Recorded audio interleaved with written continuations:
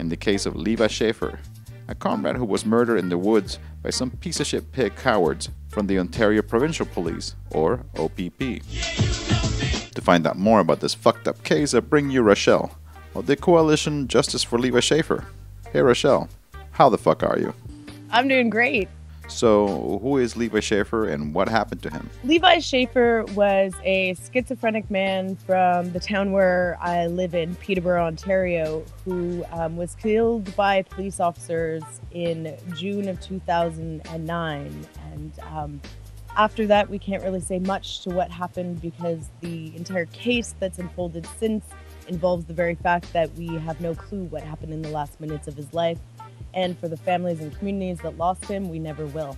When Levi was first killed, we were, outraged, confused, and really bummed out that we would never really know what happened because everything got messed right away. But soon it developed into this crazy case that's ultimately about police notes. So right after the officers involved, they went back to the mainland and were instructed by all their supervisors not to write their police notes and to wait until they've actually seen an Ontario Provincial Police Association lawyer before they handed them in to a body called the Special Investigations Unit, which in Ontario is the civilian oversight body for police. We're supposed to look into things when cops have, for instance, sexually assaulted, caused grievous harm, or killed somebody and a member of the public. The law in Ontario makes it really, really clear because police notes are so important. They're the foundation of the evidence that cops give in court. They provide the foundation of investigations. That notes must be written independently, as in the cop's not supposed to talk to other people, and contemporaneously, right after a thing happened, an incident happened. In this case, the officers didn't write their notes for a number of days. All of the officers in any way involved in the case went to see the same Ontario Provincial Police Association lawyer who looked after, checked the notes, made sure they were all cool and stuff, and then sent them off to the Special Investigations Unit.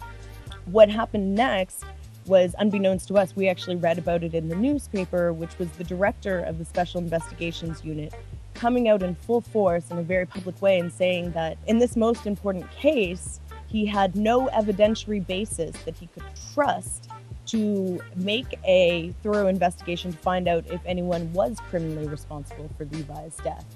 And so this sort of sparked a long-time tension that had been in play between the SIU and the Ontario Provincial Police Association, and brought to the forefront this really, really big problem of the OPP having sort of internal policy that said they could do whatever was best for their police officers and not necessarily follow the law. So the families decided that this was super uncool and kind of questionable. So they went to the Ontario courts in 2009 to ask the courts to do an interpretation of the law that was already on the books, to look at the Police Services Act, to look at other relevant legislation, and to see whether this police lawyer note vetting was or was not permitted within the law.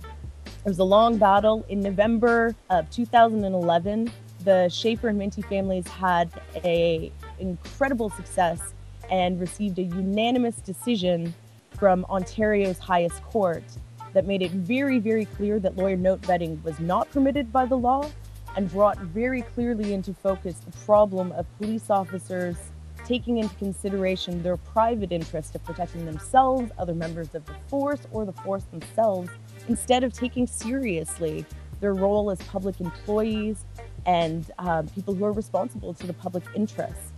And 1 month after that, the Ombudsman of Ontario released a report called Oversight Undermined, where he actually came out with scathing accusations, pointing the finger not only at police for consistently not cooperating with the Special Investigations Unit, but actually condemning the ministries of the government involved for colluding with police, having a pro-police bias, and in fact making it nearly impossible for the Special Investigations Unit, though flawed, to do its job, including things like demanding that they don't put out their annual report and telling the head of the Special Investigations Unit not to bring to light this little problem of police officers in over a third of cases not interacting in any appropriate way with the Special Investigations Unit.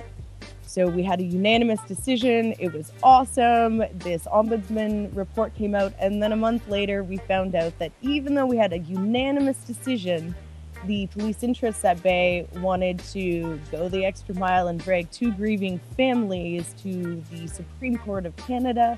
And so on April 19th, which is soon to come, these families will face off against police at Canada's highest court.